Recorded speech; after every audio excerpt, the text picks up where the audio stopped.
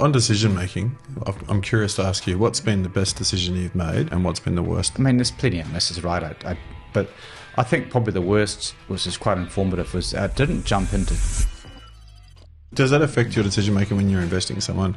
The money doesn't matter as much as how long can you last for or how frugal can you be. Yeah. And so that's my first bit of advice to them, is just to go nuts, and be brave.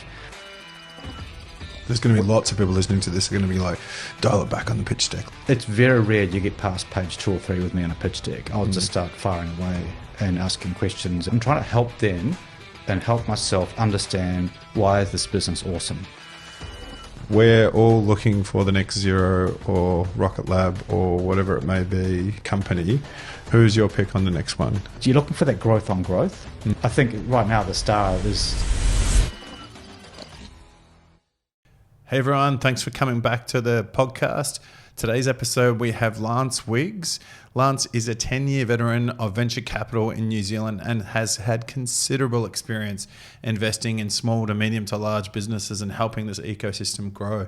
He's the director and founder of the Punakaiki Fund and the New Climate VC Fund. And we have a really interesting conversation about some of the things that are happening in the industry, some of the things that the public sector can do to support or help us, and just his take on what it's like to be a successful director and investor in this market now.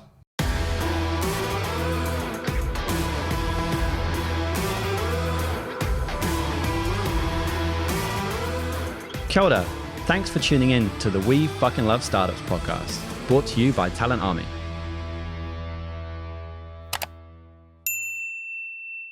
Where you live is one of the few choices you've got. I don't know what you want to talk about, but making choices to me is a big thing. Yeah. So in your life, don't have that's that kind of many your job, right? Making choices. Yep, true. But in your own life, you don't have that many chances to make genuine choices. Yeah. So, for example, should you get married, often isn't really even a choice. It's just you're together, and one thing leads to another, and off you go. Should you, for me, which job should I take out of university? Well, fundamentally, there's really only one really good offer I had that was Pareto optimal of the other offers, of other opportunities, and I took that. But these days I might have done a startup, who knows? Yeah. Then, doing my OE after 4 years, which, I'd already worked in Australia by then, should I do it or not? Well, it was a natural break. And then it wasn't really until I got to, say, London, even Montreal, where I started, actually having really hard choices to make. What do I do? Where do I do it? Who do I do it with? And you don't want to make those choices every day, but you do want to. Is that because the choices have a bigger impact, or is that because you become a little bit wiser and you look at the pros and cons of that choice? I think they weren't choices until then. Like, where I'm going to go to university, it was really only one logical place for me in what I wanted to do. Yeah. I didn't want to do engineering. I didn't want to be a civil engineer or electrical engineer, but I did want to do engineering. I did want to do, that side of the BTEC at Massey, which has also got business in it and so on. Most people's lives, you don't genuinely make that many decisions. It's hard to step back and say, actually, I need to make a decision. So, in our world, we obviously we make a lot of decisions, and in your world, people make hiring decisions, right? Yep. But they're reversible. Yeah. Just to an extent. It might be expensive and bad for a lot of people, but it's not but the people choosing to take a job, they may be making a decision, or they may be like, that's the only decent job I've got, or that one's better than that one, I'll take this one, right? So and with us, it's about helping CEOs, founders make better decisions, but also helping them help their teams make better decisions, because we're a bit abstract. Even as directors, you've got to be. But you can't be making the decisions for the company, though, right? You've got to help them get to the answer themselves. Yeah, and that goes back to how can we add genuine value to the founders by helping them in a way that's, not just telling them to suck eggs. Growing a tech business it's a fairly well-worn route now. People know there's plenty of resources out there. Founders helping founders is to me is the key. Yeah. Getting advice from investors or consultants or whatever is always a bit jaundiced. I feel you've got to actually get founders helping founders. I agree. And so when I see things like that event you guys did last week, that's fantastic. I love that. You know, I'm not necessarily going to go. I don't think it's for me. I think it's for founders meeting founders. Yeah. And them having good conversations and building relationships and learning from each other, because I'll learn a lot more from each other than they would from me. What we've got to add is other stuff. So, you know, introducing founders to founders, it sounds ridiculous. You know, we've seen it all before. So giving advice on, you know, pattern matching. You know, the classic one in the last couple of years has been saying the winds are blowing heavily against us. We need to, unfortunately, cut costs now or it's going to get worse later. Yeah. And the really good founders did that early. Yeah. And I said really good. I mean, that's probably a bit pejorative. You know, some of them did it really early. The brave founders and braver. Yeah, braver and experienced, I suppose. Yeah. And then some of them did it late.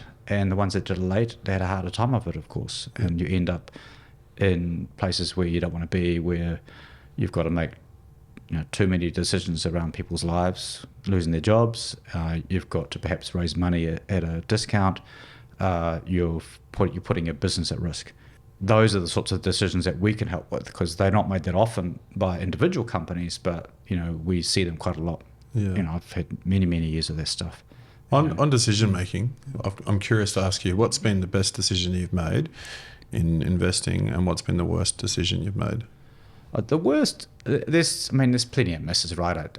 But I think probably the worst, which is quite informative, was I didn't jump into Xero back in the early days. And that's because I knew a bunch of folks that had gotten at a cheaper price than me. Uh-huh. It was stupid, right? Like, just because someone else has got a better deal than you doesn't mean to say you can't get a great deal. Yeah. So pride? I don't know what it was. And the other thing is, I've had money at different stages in my life. You know, generally it's all invested. I don't have a lot of free cash. So I can't quite remember whether I had cash or not at the time. But that was a classic sort of thinking, I think, where you're like, actually investing is separate from emotions like that. And I'm not saying it was pride or anything. It was just that, they got in cheaper, so therefore it's not, you know, that it's not such a good deal, which is kind of dumb. Yeah. What stage was that? IPO. And then it got cheaper after that too. And I wrote about it even, but I didn't have any cash at the time. And then great decisions, I think, again, you got to wrap around the alternative uses of that fund. So, you know, I bought, say, 10 Bitcoin in 2014 to, as I said at the time, avoid feeling stupid if it does actually work. And I sold most of them as a down payment on a house for, you know, made like 40 grand or something. It's not a lot of cash compared to what it might have been, but I didn't feel stupid, which is another hilarious reason to invest in something. But fundamentally, the best decision I'd make, and I'd commend it to anyone, is to start a business. Yeah. By far. You know, if you want to create security, if you want to create wealth, if you want to do something meaningful, start a business. If it doesn't work, try again. Yeah, I've got a question on that. Jono and I were talking about this morning, and I won't out who the person is because they're contemplating starting a business and quitting their job, and I won't out them like that. But they are scared because they're in a really well-paid job, but they hate it, and they don't have the financial freedom to be able to just throw it in and make life easy for themselves, but they're not doing poorly, and so they're in this crossroads where they're like, I don't know. And so my personal opinion was, I can only tell you what I've done, which worked for me, is I put myself in really uncomfortable positions where it has to work. And so I kind of just jump in and I'm like, I can't swim, but I'm going to have to figure this out now. And so that's worked for me, but I don't think that's great advice. What advice would you give to someone that's thinking along those lines right now? There's a few things. One is I agree with your approach. Put yourself in an uncomfortable situation. So I've done that with my life earlier on where I'd just turn up in a country with nothing and have to figure out a way to earn money and, you know, build it up. And then I'd get on a motorcycle essentially and go riding for a while and lose all my money and then go and do something else. And motorcycle travel actually is a really good way. You put yourself into a situation where, you know, you're not comfortable. I don't know where, you know, is the motorcycle going to keep going? You know, where am I going to stay tonight? How am I going to eat? All that sort of stuff constantly on your mind, but they're just background noise in a way because you'll figure it out. There's always an answer. What happens if I crash? You'll get help. It's, you know, So the single sort of thing. To that, I got hit by a truck last year. Ouch. Yeah, but Yeah, don't recommend it. But insurance isn't going to help you in that situation. What helps you is who picks you off the ground. Yeah, and that, and wearing the right equipment. of course, yeah, it helps too. Yeah. So, if I go back and advice to these sorts of folks, it's or another bit of advice I gave myself as I started my career, and as it got harder as I kept going, tougher, is that you give yourself, I said if I didn't like a job, I'd give myself 6 months for it to get better, and then that turned out to be 3 months. So I'll give myself 3 months, and if it doesn't get better, I'll leave. But in that 3 months, you've given yourself the courage to be brave. So you can go to your boss or management team or shareholders, whoever it is, and you can say to them, I'm not happy. Can I work with you to figure out how do we make myself happy so that I can be more, do better work? If the culture here is wrong, call it out. You can be brave. You've nothing to lose because you've committed to either changing or leaving. Yeah. And so that's my first bit of advice to them, is just to go nuts, and be brave. The second bit is, you got to look at their situation. If they've got a family, if they've got outgoings, then they've got to look at the equation of how much money do they need stashed away, and how long to live for a certain period of time. So how long can you last for is a question I commonly ask people before you've got to do something. And then obviously, does that affect your decision making when you're investing someone, like how much personal investment they've got on their runway? Like, it's really the money doesn't matter as much as the how long can you last for, or how frugal can you be. So what we find with people who are further on in life, they might have more money, but they've also got more need for it. So they might have a family, they need to have somewhere to live, they need to send the kids to school, all that sort of stuff. So their expenses are higher. So in some ways they're less resilient than the folks who are like 20 mumble and completely able just to live on the bones of their bum. Maybe if they're lucky, live at home, pay themselves essentially nothing, and just get through. And you can do that for a wee while. Same when I was traveling, right? You could, I always looked at the trade-off between time and money. So if you have a certain amount of money, you can, do what we did on a honeymoon, which is, spend a lot of money in a month and have a lot of fun, or you can take the same amount of money and travel for a year or two, and have a lot of fun as well. It's just a different sort of travel, and you can still get great experiences on it, but you're not going to go to Rome in the height of the tourist season and stay in a really nice place. You might motorcycle around South America or something, and so it's always a trade-off. And you've got to look at each thing on their own. So more experienced people might be able to do enterprise sales. Less experienced people might be able to build stuff for very little. There's so many ways to win in this game. There really are. Hey, so when you're riding on your motorbike and you're thinking and processing, you're not seeing pictures in your mind because you have aphantasia, right? And so I'm really keen to explore this with you, because I'm the opposite, where I'm building a whiteboard in my mind of this conversation right now and drawing it, as we're speaking, seeing all the different shoots off into the conversations where they can go. And so I'm fascinated to get into your mind and understand how does that work? And then you also can't see faces so much. I've seen you write about this before in the past, where, as we talked about before off camera, we both get a lot of events, we both get a lot of people come up to us. I find it a lot easier if I recognise someone pretty quickly to be able to pick up on the conversation, know where it's going, where you might find that a little bit harder, I imagine. Yeah, so I don't see pictures in my mind. What does that mean for people to really comprehend that? Well, just if you're in a when I was 12 at school, our art teacher said, just draw what's in your head to the class. And I asked him, can I please have some black crayon? So you don't need black to draw what's in your head. I said, well, that's all I see when I close my eyes is black. And that ended up one thing leading to another. I got whacked with a strap for that. So, which you can almost argue that was, I'm somewhat challenged or whatever, and you're whacking me because of a difference. It's quite interesting in retrospect. And terrible. Times have changed. Yeah. Times have changed. We don't whack kids anymore, thank goodness. But that's the deal. I see nothing. I had another one where we was talking to I saw a mathematics professor down in Canterbury. I was doing the Canterbury maths final, and this guy solved a Rubik's Cube behind his back. And I said, how the hell do you do that? And he said, I just look at it, see a picture in my mind, and then, click it through. And I said, what do you mean picture in your mind? And we had a very quick conversation, but basically he said, don't do maths in your study, because you need to sort of flip multidimensional models in your mind. That's what it is. So I can't... Is that the moment that you realised that you have this? I realised I was different then, so I was kind of 17 or something, but then over the years I kind of forgot about it. Then this Aphantasia kind of study came out a few years ago, and now people are sort of coalescing and realising you have that, you have the hyper version where people would have vivid pictures in their minds, and there's a continuum out there of this stuff. And what it means for... so I can't think of I can't picture my mother or my wife or my kids in my head. So that's quite a big difference. If I haven't seen someone for a while, women are terrible because they keep changing their look. And I used to joke to myself years ago, and it's like, yeah, people change, right? People evolve, and some people don't, but most people do evolve. And I really struggle. Men lose their hair. I really struggle to remember what they look like, and they're quite distinct.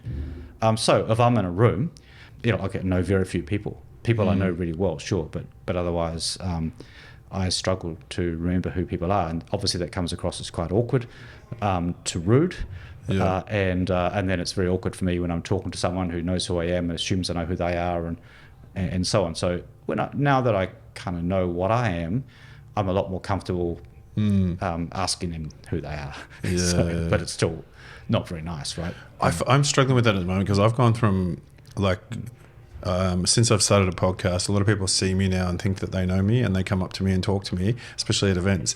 And I used to be really good at anyone I meet ever, I would know who they are, photographic memory of where we met. I know stupid information about them because I'm a recruiter and they're giving it to me at all times. And so I would always go, yeah, I remember you. Of course I remember you. And now I get all these people come up to me that may have seen me once at an event, but we've never really spoken.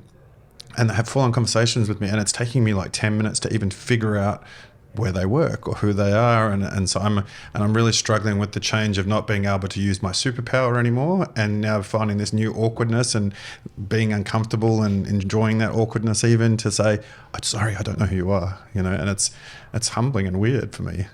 You said before about conversation, you're mapping out a conversation in your mind on a whiteboard. For me, the way it goes, I spark. So it'll be like, okay, there are 5 or 6 or 7 things I can say to that, and I'll just go bang, bang, bang, bang, bang. And so it's same with me, and having a conversation with someone like that's awkward. You just go off in different directions and so on, and try not to say their name because you don't know it. But in that particular case, welcome to our world. It's been like that my entire life. It's I suspect many people are like that too. There's a reason that you have science around the number of people in a conversation is 4, that everyone can participate. As soon as you add another one, it gets you start having a 4, not a 5. There's reasons why you have that law of 150 in an organization. All these sorts of things I suspect are all part of the same kind of continuum. But yeah, welcome to my world. Thank you. It's much worse than that. Yeah, it's challenging and interesting, but I kind of like leaning into uncomfortable things these days. I find that the more uncomfortable I am, the more excited I am. Yeah, flip it around, right? So what's the advantage of this? And which is something that people haven't really studied that much. But for me, it's if you think on a societal level, there are apparently a certain percentage of people they've just found out who are resistant to COVID, who just don't have any symptoms when they get it. There are some people like myself who don't see things in their head. As a result, humans are more resilient. So, if COVID happened pre-vaccines, a lot more people would have been wiped out, but those 20% would have lived on. If there's one of the things about not seeing things in your head is that apparently you are more resistant to trauma, PTSD, because you don't see replay it the over pictures and over again in in your your head. Yeah. Right. So I've helped pull dead bodies on the end of a rope up a cliff off the back of a road in Bolivia. It was traumatic, no question. I was really deeply affected by a bus went off a road and stuff. I was deeply affected by it, but I suspect a lot less affected than many of the others that were there at the time. In retrospect. So if I was there and telling that story, I would be living that moment in my head as I'm telling you that story right now. And so, which would be traumatic as hell. Yeah, and it is. And I suspect that some of that does get through. Don't get me wrong. I still sort of feel that it's probably a bit more dull. So does that give you more of a risk appetite, do you think? Or no, maybe. I don't know. I haven't thought of that. I think what it means is I have a different way of thinking than others do. There's going to be lots of people listening to this are going to be like, dial it back on the pitch deck. Lance isn't going to see this in his head afterwards anyway, once he's read it. If you as anyone would know, and I've seen hundreds and hundreds of companies through NZTE even alone, but it's very rare you get past page 2 or 3 with me on a pitch deck. I'll just start firing away and asking questions and getting on the whiteboard or whatever. And let's talk through that, because I'm interested in that. Live in that moment for a second. So you're at page 2. Where's your mind instantly thinking and going? I'm just reacting to what I'm seeing there and making inferences and padding matching and And what patterns are you looking for? I'm just looking. I'm trying to find out. I'm trying to help them and help myself understand, why is this business awesome. So in the structure that I use, who's the end user? Why should they use this product or service? Why is it better than anything else? What does their world look like? Then who's going to pay for it? How are you going to get to them? How are you growing that? Your revenue, all that sort of stuff. And then, who's the people? How do you execute? How do you get stuff done? Who's the founder? Who's your governance? How's your, do you have something better, faster, cheaper underlying all this that allows you to do stuff other people can't? And then, at the end, the finance, the machine, is this thing just going to make money? How much funding does it need? What's your economic model look like? What's the investment case look like? All that sort of stuff. And that's the way we've thought about stuff right from the start. And that comes out of work I did when I was in the States at McKinsey, where we looked at how can you differentiate the great companies from the lousy ones just by looking at everything but the financials. And it turns out that it's incredibly easy to do that. You got to do the work, but you can absolutely tell. You didn't say the person there. I'm assuming that's a big part of it as well. The person is that third bucket, is the people. The whole way along, you're starting off with the end user. If they understand the end user, that's a tick. Right. If they come at it and they say, "Oh, I've got this." My classic one is, pick the technology of the day. So I'm an AI company. What do you do? So, we're looking to change the way that, cups are manufactured, and we can do it better, faster, cheaper than anybody else. Okay, that's interesting. Let's talk some more. Who's the end user for the cup? Why are the cups different? Why is money, how much cheaper can they get? And you go all the way through, and then maybe later on you're like, oh, by the way, we use AI to do something or other in those cups. Okay, whatever. It's the technology itself isn't what you're selling. What you're selling is the end user and the people that are going to pay for it. That's what you're going to be selling. And show a sustainable advantage through technology, sure. Goes back, say, commercialization in New Zealand or anywhere in the world. Your universities and your organisations are coming up with new IP and new science, all that sort of stuff. That's great, but you've got to have an end user. And that end user has got to say, this is better, faster, cheaper, and then off we go to the races. So sometimes you just see it straight away. It's really, sometimes it might take a little bit of time. And one of the reasons I go back to this thinking differently thing, I will see things that you won't, or that maybe another investor won't, but they'll see things that I won't. And this game is humbling, right? There's no right answer. You might say that a company is great. I might say it's lousy. I'm not going to say whether you're right or wrong, because I know from experience that we'll find out in a few years' time. And I know from experience I could well be quite wrong. And that's okay. And we're allowed to. You're allowed to be wrong. And you've got to celebrate, to me, one of the reasons we started what we do 10 years ago investing VC in New Zealand is that we wanted to help build an ecosystem.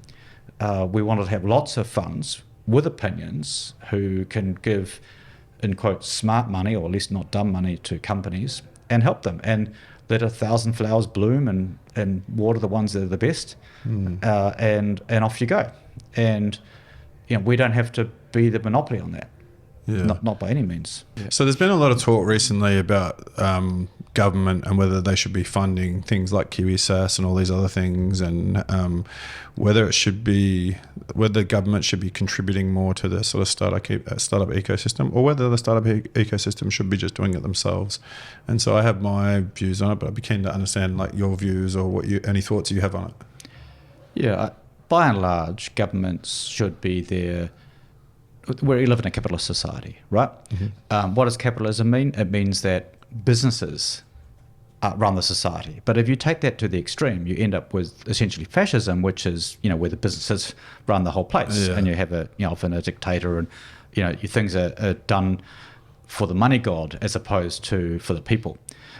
So we don't actually live in a capitalist society. We live in a, say, socialist society. We use socialism, which means we distribute money from the businesses and the people back into the government, who fix the rules so that we can have a society that's a good society where everybody can thrive and prosper. And now, what that means to me is that government should be there at the points of market failure. So, for example, people drive cars, they create traffic, they use up roads, they create emissions. They should pay for that at the pump, as we do here, or with road user charges, in order to make sure that they wear the actual cost of all those externalities that they're driving. Where you have a startup ecosystem that doesn't exist, and the government sees that it's part of a thriving country to have that, then they'll look at that as a market failure and ask themselves, what can we do to fix it? And at one level, you have things like NZ Trade and Enterprise, who have done years and years of work in helping companies grow, raise money, thrive, prosper, drive export revenue, and thereby pay more tax. And you can actually say, well, by investing a bit of money now, I can, as a country, make more money later. And so there's an economic decision there that makes sense. Now, you may not write that down and say, if I put, X $1 million a year in 2003 into this sector, then I'll get Y $1 million come back at me in tax later on. But you can kind of do you can see it in your head, if you know what I mean. So, and sometimes you just don't know. So who in 2005 would have thought, well, in 2024 we'll have a thriving space ecosystem? It's crazy, right? But we did. And this is where Prof. Callaghan came from, where you have to do a bit of everything in order to get a few winners. Yeah. So what I'd argue is, in this case, the KiwiSass example, is that they stepped in when there seemed to be a bit of a gap. There probably isn't a gap so much anymore. Anyone that's starting a SaaS company these days has a wealth of global resources they can turn to. There are a lot of local founders they can turn to as well. You probably don't necessarily need it right now. But there are probably other points of market failure where you do. So I know it's a bit weird, but I'm not necessarily a fan of continued government funding for KiwiSass. On the other hand, it's a good organisation that's done some great things. So perhaps the private sector can step up into the breach, or perhaps we devolve it and say, well, we don't necessarily need this part of it, but other parts of it, which is people getting in a room together, we do need, and other mechanisms to solve that. So it's a relatively small amount of money, though, so it does feel a little uncharitable to kill it. On the other hand, you've got to evolve things. I think you've got to, this continuous destruction thing, it makes a lot of sense. So you build something up, you make it work, and then it doesn't work so much anymore, or there's other places where there are market failures. It's okay to stop funding it. Yeah. Go to do something else. Should New Zealand be in the game like Estonia and Ireland and like investing like venture capital into startups? Globally, the venture capital ecosystem works when you tweak the settings so that it's advantageous for investors to put money into VC and PE and startups. It's worked dramatically well in the USA, where they have the hedge funds rules where, a limited partnership and the general partnership, a huge tax advantages. Too much, probably, but they get huge tax advantages, and therefore, they can do really, really well for their investors. In the UK, they have the VCT program, which is a very clever program, which has listed VC funds, and they do redemptions at basically the net asset value, and there's a huge tax advantage each time you invest. So if you invest in a hole for 4 years, you get this beautiful tax advantage. You take your money out, you reinvest again in another one, and off you go. So it's worked really well. To about half the VC money is going through this VCT program, and it doesn't cost the government much at all. Like it's a bit of a tax rebate, but fundamentally that money is going to go into companies, and the money that goes into companies goes to employ people, and when you employ someone you pay tax. So it's kind of, you can see the economics work really well. In Australia they have the ESVCLP program, which is essentially a tax kickback program to people investing in there's an angel one and a VC one. It's complicated, it's painful, but it's absolutely worked to attract money to the ecosystem. And that's, the research is clear. This is the only approach that works to get money into VC, is to just tweak the rules so that the investors get a benefit and get the hell out. And you attract the investors, right? Because there's a lot of investors that are like probably not investing in tech, in New Zealand here, that we could be attracting to say this is actually a really good return on investment here, that you're going to give them a little bit more confidence to get into some of these funds. Yeah, very much so. It's not even clear in New Zealand whether investing in venture capital or private equity is tax-free. In theory, if you're a PE firm and you are, you go out and raise money from your investors, you're saying to them, what I will do is I'm going to buy companies, I'm going to build them up, maybe lever them up with debt, and then I'm going to sell them. That's the business of private equity. And I'm going to return the gains to you. Now, what I just said is, under New Zealand rules, is actually taxable because you're buying with the intent to sell. Every VC firm with the same structure is doing the same. They're buying, looking to build it up, and then exit. Exit's meant to be a good word in New Zealand. And, oh, look, I made my returns, I exited that business. Well, yeah, but if you bought that company with the intent to build it up and sell it, under New Zealand rules, that's taxable. Punakaiki fund, we're a bit different. We're an evergreen fund. We buy with the intent to hold, very much so. And that's what we sincerely believe. You'll make more money by holding it, especially as it grows and keeps growing. If you had held on to zero, from the mid-2000s, then, by now you'd have a lot of money, right? And and smarter investors did that. Yeah. So if you... For what it's worth, I also had the opportunity to invest in zero and chose not to. Yeah. So. yeah. I think we all did, right? Yeah. And I do know many people that did invest in zero and did extremely well. And it's fantastic. It's been a wonderful thing for New Zealand. The funniest thing, though, no venture capital fund invested in zero except for one, which is Peter Thiel's Valar. Yeah. Which, I know everyone that turned them down. Everyone. Yeah. Which was crazy, like when you think about it, because Rob was coming off the back of a successful, previous one, and so But that goes back to the VC ecosystem in New Zealand. So the government stepped in and, created this NZ Venture Investment Fund, which in turn created these, quite a odd mandate for the VC funds it would give money to. When I say odd, I mean it was quite rigorous and prescribed from what I can understand. And so there were only some things they could invest in. And I suspect they weren't allowed to invest in zero, or they couldn't even figure it out. None of them were able to invest in Trade Me. If it was me, I would have turned up to Trade Me and said, here's a large check. You can give me as many shares as you like for it, because it was just so good. And as a result, we missed our Canva moment.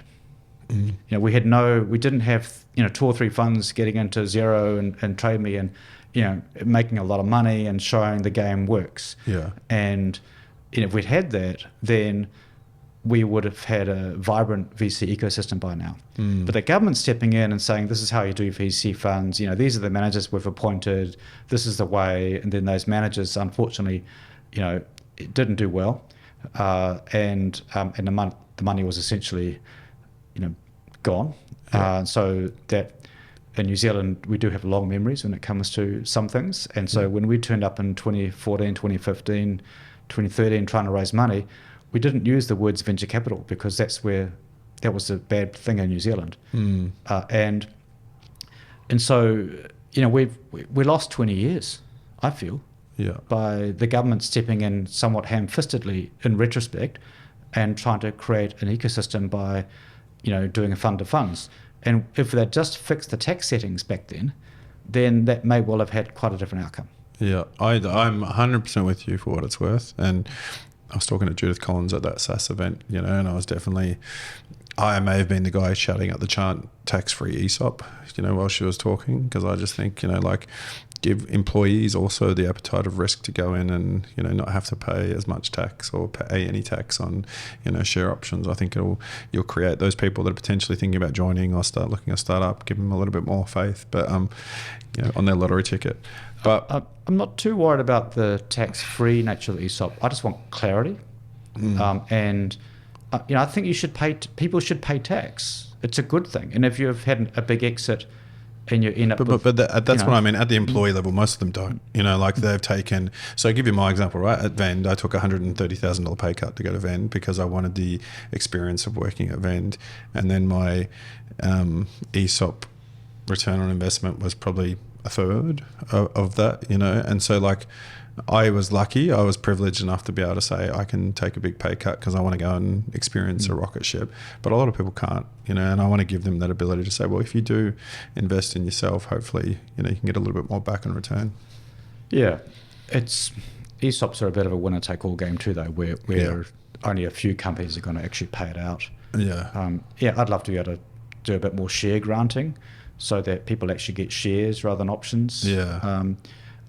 All I'd say is that it's a bit harder than people think. So you can't make it completely tax-free because then you'll have weird consequences. People start paying themselves in options or things like that. So there's a bit of work's required, and that's where we do have a good government in that, with the people working in policy and in the ministries, they're quite thoughtful about this stuff, and they can create, they scan the world and they look for the right approach. I don't really think anyone's figured it out globally. No, and I talk to a lot of people in the public sector all the time about this, and there's a lot of thinking happening in there, and a lot of people are prepared to try things, but yeah, it's just hard. And I personally I'm a bit like you. I think government should be there as a safety net, and not even a safety net, should be there to give you some help and support, but not to be the first person in the conversation or be the main person behind it. I think so. Take the VC thing at the moment, right? We're talking about this. There's a chance now that the Australian VCs are just going to come in and start taking over here, and all the globals are going to start coming in. And so we could either, say, hey, all right, we're waiting on the government to do something about it, or we could just go out and do something for ourselves. Yeah, there's two or three things in there. One is New Zealand is such an afterthought for anybody, even Australia. So they don't think about us at all. Secondly, it's quite difficult if you're, say, in the States to invest out of the country. Even New Zealand will make it really easy, but it is quite difficult. There's so much happening in there, so there's no incentive for them to really get out. Thirdly, the Aussies, under their programs, they do have a percentage allocated to New Zealand, and are already here investing in those later rounds. Blackbird, was the first fund to get funding from NZ Growth Capital Partners Elevate Fund. It was the first fund to get the second round of funding from that fund. They've invested pretty well.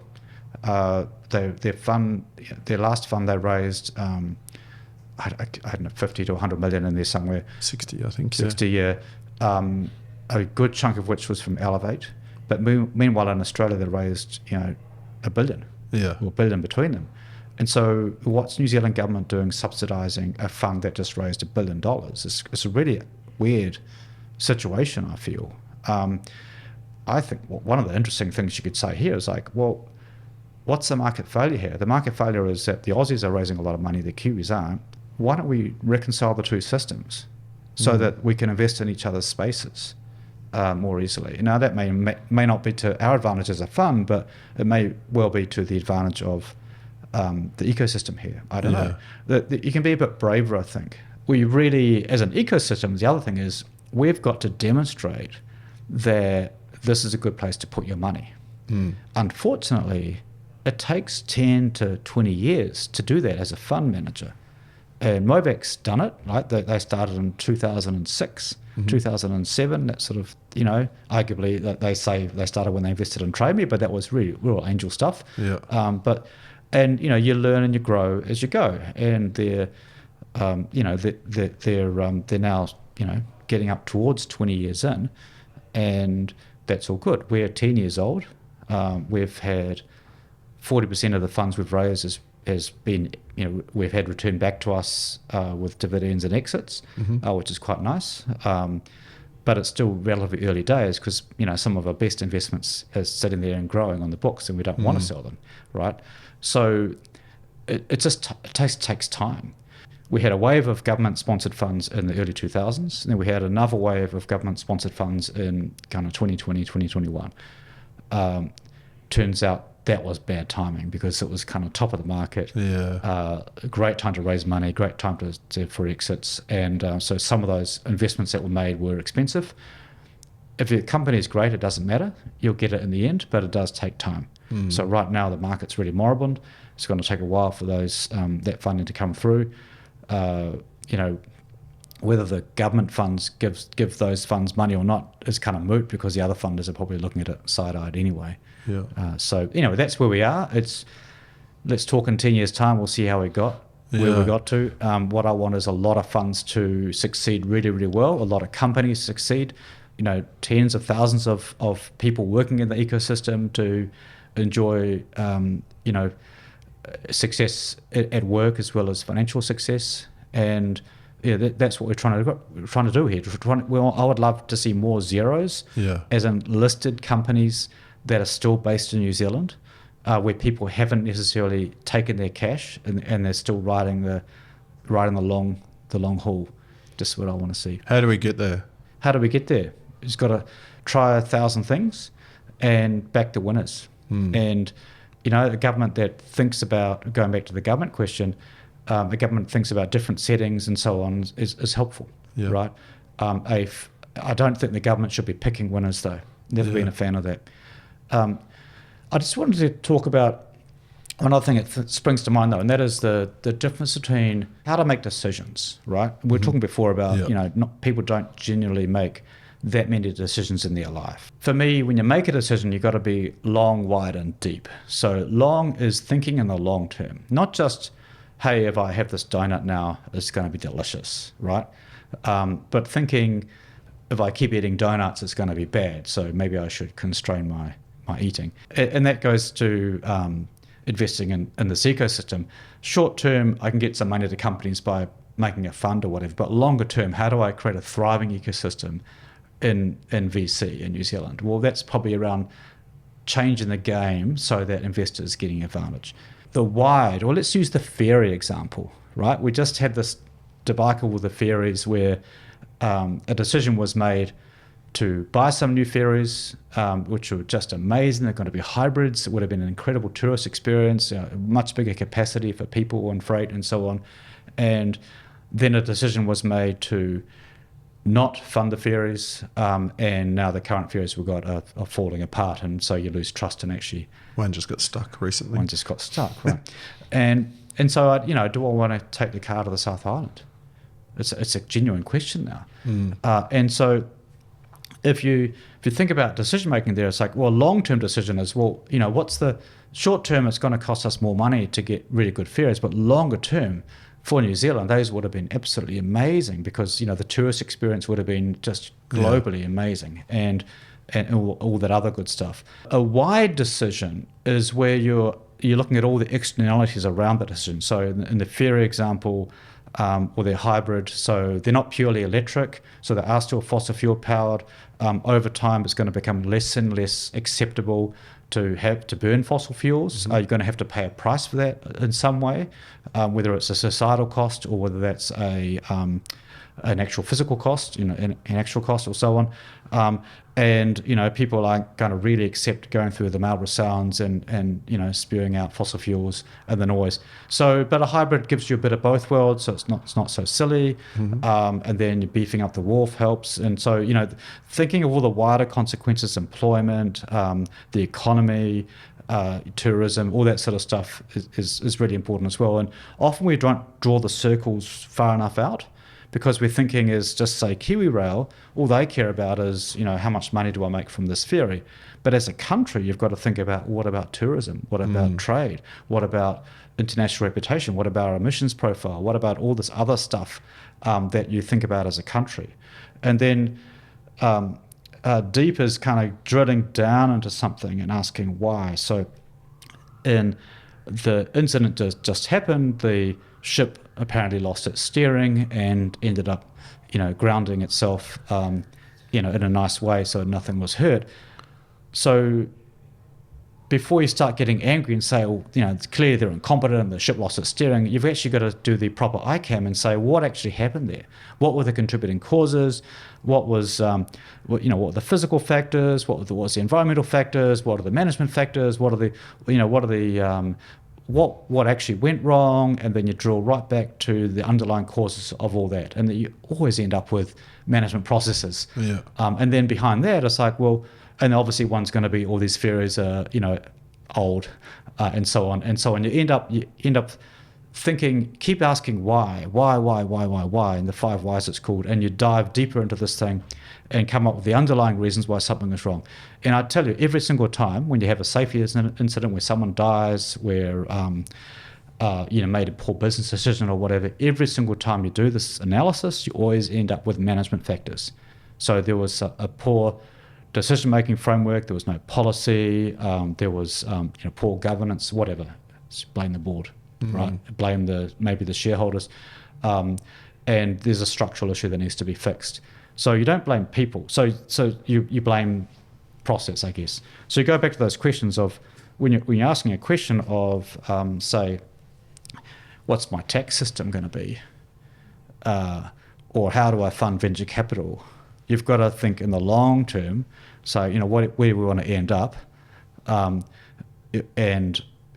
I want to live in a society where we don't have people living on the streets. It's one of the reasons I left the States. Yeah. Where we have good food, where we are kind to each other, at the same time where you can thrive and prosper, where you have the ability just to go out and start a business, right? To give it a good go, and some sort of comforting safety net to fall back on. I want to live in a society where we reduce our emissions and we get ahead of that so we can build companies that are global leaders in the new economy, which is electric. And so that means thinking wider about, rather than just saying, well, let's look for oil, let's build windmills and let's drop the marginal cost of electricity right down so that we can generate those companies. And so that's thinking wider, thinking about the economic implications of things. Bringing giant utes into the country is really frustrating because we're reducing, increasing fatal and sort of other outcomes on the road, as we're seeing in the States. We're increasing emissions, increasing traffic, and fundamentally our roads just aren't big enough for a start. It's damaging the roads. But we don't. I mean, you can build more roads, but they just fill up with cars. That's to induce demand. It's a very well known technique. What we should be doing is flipping it around and saying, well, what are great cities doing right now? What's New York doing? What's London doing? What's Paris doing? And what they've done is flip the model to say, actually, we don't really want cars choking up our cities. We want people walking and cycling and scootering, that sort of stuff. Yeah. So it's all. Do you think we don't, as an startup ecosystem, think longer and wider about decisions? I think it's probably uncharitable to say whether we do or don't. It does depend. Every company is different. Every person is different. Every situation is different. And sometimes you have to make a short-term decision. We need to cut costs to survive, that you may not want to do. Sometimes, we can't raise money, so therefore, it is what it is. And sometimes you're balancing we need to get revenue coming in the door, versus we know that when we get to the stage over here, we'll be a much more valuable company. So the classic one is the size of the sale that you're making. When you're in the early stages, you'll be looking for lots and lots of relatively small sales. And as you get bigger, and you see this time and time again with SaaS, at some stage, suddenly you can't see the prices on the web page, and it's call us, because it's all enterprise sales and they're looking for very large checks from each one and so on. So it's you just got to you've got to build up towards that long term, I guess. So, but yeah, I don't think I go back to what I said before. We've got a lot of, thousands of different startups and people involved and lots of different funders and so on. They're all making their own decisions. Some of them will be right, some will be wrong, but what we need is enough of them so that enough great outcomes happen. Yeah, I completely agree with you.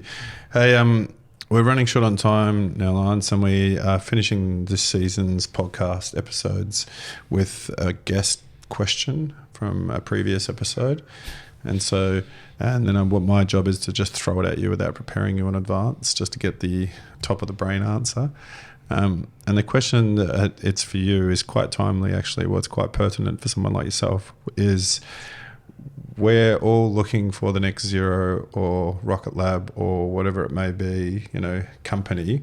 Who's your pick on the next one? Who do you think is going to be the next one? The question is, how do you define next versus where they are? So there's some really good ones going on right now. Halter and Tracksuit, you're talking to. Yeah. You're looking for that growth on growth, and you're looking for that growth on growth where there isn't a big financial requirement to fuel the growth. So, like we've got a company in our portfolio called Couchdrop, which isn't going to be a $20 billion company, but it can grow itself without money. And it's pretty amazing. And then you have something like ProjectWorks, which can grow itself very rapidly, but it does take a bit of rocket fuel as well. And I think right now the star is Tracksuit. They won the High Tech Emerging Company of the Year, which is a really good indicator. One to win. Yeah. Growing very rapidly, smart people doing something that seems relatively simple, but they've caught something, which is pretty cool. Rather than going for zeros, I think I'd rather have a lot of kind of, let's call it $1 billion companies or $500 million companies, and then out of those will emerge the zeros. And so there's quite a few of those. I keep going back to the High Tech Awards and looking at who the winners are of all the various categories and so on. And the emerging category starts to get quite predictive. The one above that is anointing the winners. So I'm not really answering your question here.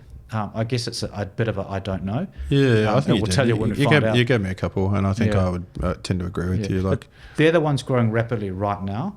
I think having been adjacent to Traby in its heyday in 2003 and 4 and 5 and 6, one of the things that people maybe don't quite understand is just how difficult it is when you've got something like that which just grows, how difficult it is to not make dumb decisions, to keep the wheels on, to keep growing, just to manage it. And they did an extraordinarily good job of that. It was very difficult to get hired there. It was very easy to leave.